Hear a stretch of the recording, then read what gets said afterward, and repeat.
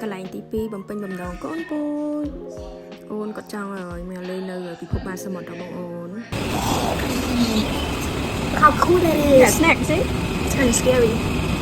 ហើយចូលកន្លែងហ្នឹងគឺថ្ងៃទី3ដែលខ្ញុំត្រូវត្រឡប់មកភ្នំពេញវិញបងអូនដោយសារតែកន្លែងហ្នឹងគឺផ្លូវដែលយើងត្រូវមកផ្ទះតែម្ដងហើយខ្ញុំទៅនេះគឺទៅដល់ម៉ោង9បងអូនហើយគេសម្ដែងសូ10កន្លះអញ្ចឹងគឺខ្ញុំដើម្បីលេងពេលហ្នឹងទៅដល់ដើរមើលដើរថតដើរអីនៅក្នុងបរិវេណគេហ្នឹងគឺធំ Tip, how could អូ it ខេ be?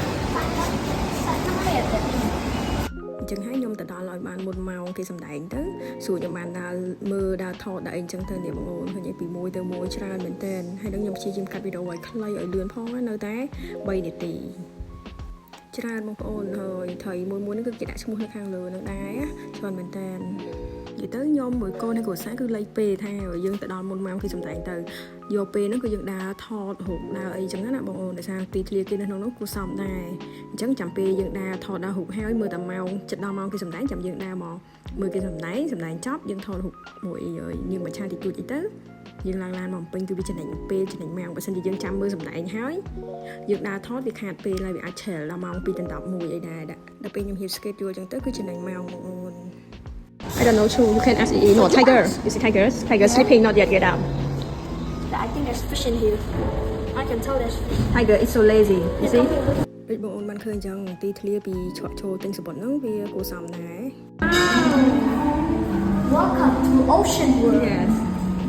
ហើយពេលខ្ញុំមកដល់ម៉ោង9ហ្នឹងបងអូនឃើញអត់មានថតជាប់អ្នកណាសោះគឺចូលដើរចូលមកដំបូងគឺមានតែ3អ្នកម៉ាក់កូនខ្ញុំតែម្ដងគឺស្រួលមែនតើហើយខ្ញុំមកដល់នេះគឺហេងមែនតើបងអូនបានឃើញពពូគាត់ដាក់ចំណុចឲ្យថយខ្ញុំដើរថតបានប្រហែលជាមួយសន្ទុះធំបានចាប់ដើមមានមនុស្ស1 2បន្តបន្ទាយគ្នាមកអញ្ចឹងណាពេលទិញសបុតចូលហ្នឹងគឺក្នុងពិភពបានសមុទ្រហ្នឹងគឺតែ3អ្នកម៉ាក់កូនទេបងអូនគឺស្រួលមែនតើថតអីមកអត់មានជាប់ណានៃញ៉ៃទេហើយខ្ញុំថតនេះអត់មានឲ្យច្រឡំឲ្យបងអូនពីមួយកន្លែងទៅមួយកន្លែងគឺថតបង្ហាញបងប្អូនមើលទាំងអស់នេះតិចអញ្ចឹងណាបងអូនទៅពេលអញ្ចឹងហើយបានឲ្យវីដេអូនោះវារៀងវែងណាហើយពីច្រកមុខទិញសបុតចូលរហូតមកដល់កន្លែងខ្ញុំកំពុងថតនេះបងអូនគឺអត់អីទេយើងដើរនៅក្នុងម៉ាស៊ីនត្រជាក់រហូតអញ្ចឹងវាអត់ក្តៅអត់អីទេបងអូន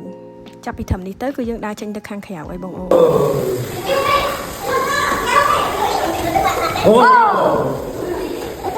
ហើយរាល់សត្វទាំងអស់ដែលយើងមើលហ្នឹងគឺយើងថតពីកញ្ចក់បងអូនអញ្ចឹងយើងអត់មានបារម្ភភ័យអីទេ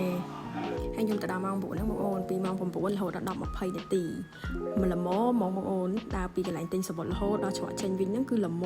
ម៉ោង10-20នាទីខ្ញុំដើរចូលទៅវិញទៅមើលគេសម្ដែងសូគឺតន់តែម្ដងគឺអត់មានបញ្ហាទេបងអូនគាត់ថាយើងទៅរៀងលឿនតិចមុនម៉ោងសម្ដែងតិចទៅដោយសារយើងខ្លាចអត់មានកន្លែងអង្គុយណា